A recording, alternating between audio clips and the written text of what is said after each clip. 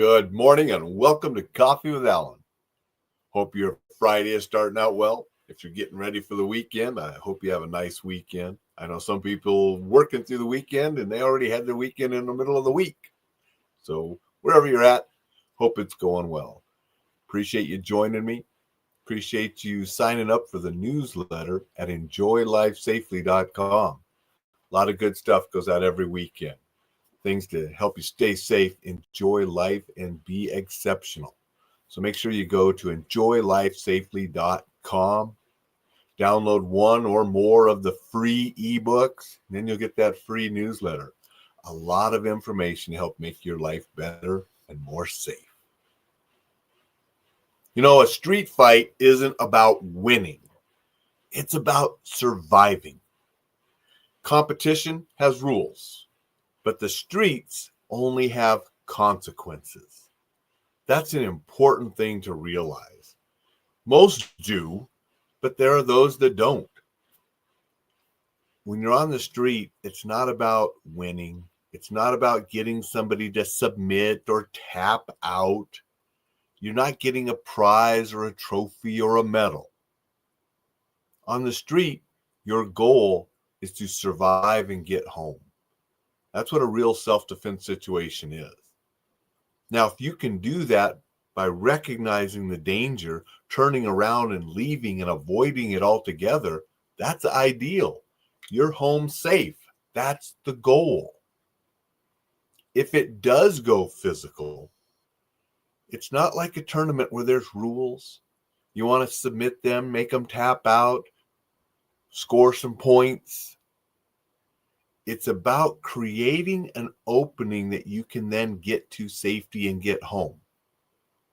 That might mean creating a little bit of pain to give you the opportunity to get away and go to safety. It could mean all the way to hurting severely or killing another person to make sure you can get home safely. That's why there are no rules. They're just consequences. Now, I know some people come on and when I talk about killing somebody or severely hurting them, oh, you can't do that. You're going to go to jail, blah, blah, blah. No, not necessarily. And I never advocate violence for the sake of violence. But there are times where it is justifiable to severely injure or kill someone to prevent them from doing that to you. I'm not going to go into the whole different continuum of force this morning, but there are times where that is justifiable. I never advocate somebody to do more than is justified.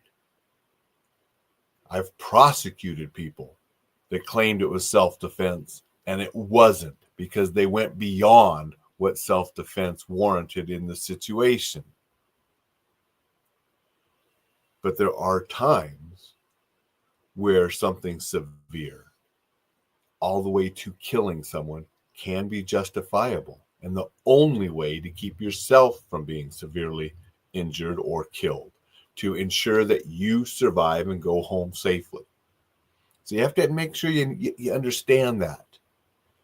And then because of that, even if it's justified, you may be having a long legal battle, which is time-consuming, emotionally draining, and expensive to prove you were justified.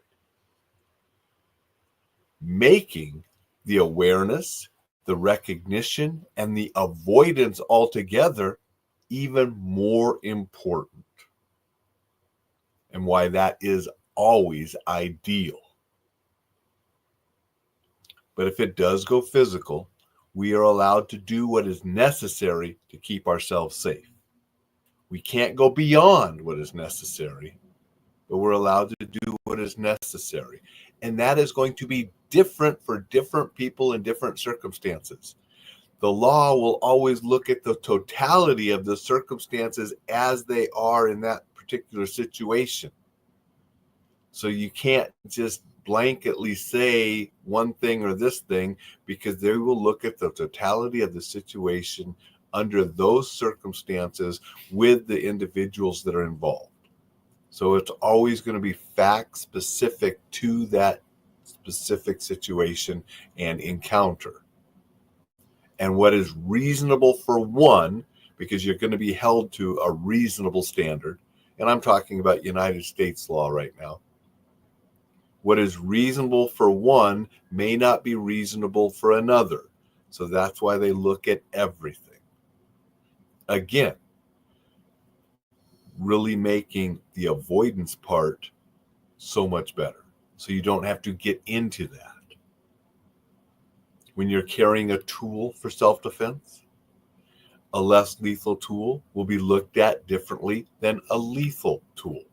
That's why carrying Reflex Protect and carrying a firearm require different levels of training, and they're going to be looked at differently under the law because one is less lethal and one is lethal, making it a necessity. If you're going to carry a lethal weapon, you're going to carry a firearm for personal protection, you get trained both on the use and the legal applications of use of force, because it is a higher standard than if you're carrying something like Reflex Protect.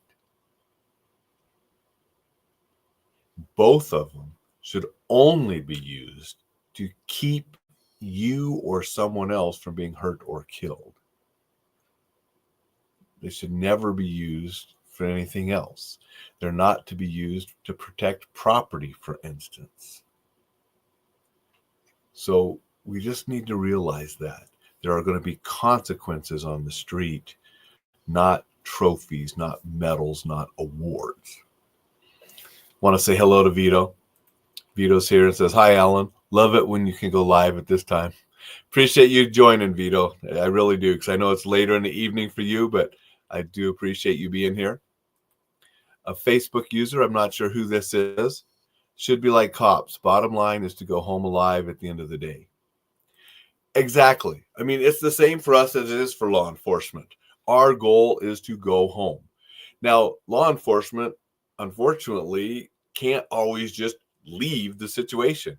They have a duty to go into certain situations. It's part of their job using force, and that's why they should be provided the tools and training to help them go home late at night.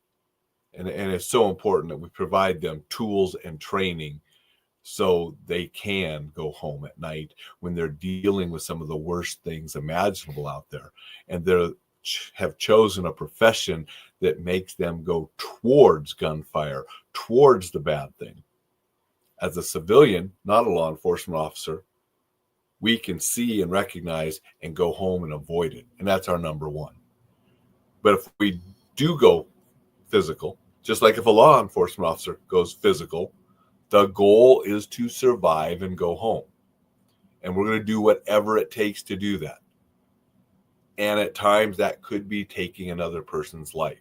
And that can be justified if they're trying to take your life. And again, we're going to look at the totality of the situation, all of the circumstances, case by case. There cannot be just a blanket that covers everything. So I'm never going to advocate doing more than necessary, but I'm definitely going to advocate doing what is necessary to go home, to be the survivor.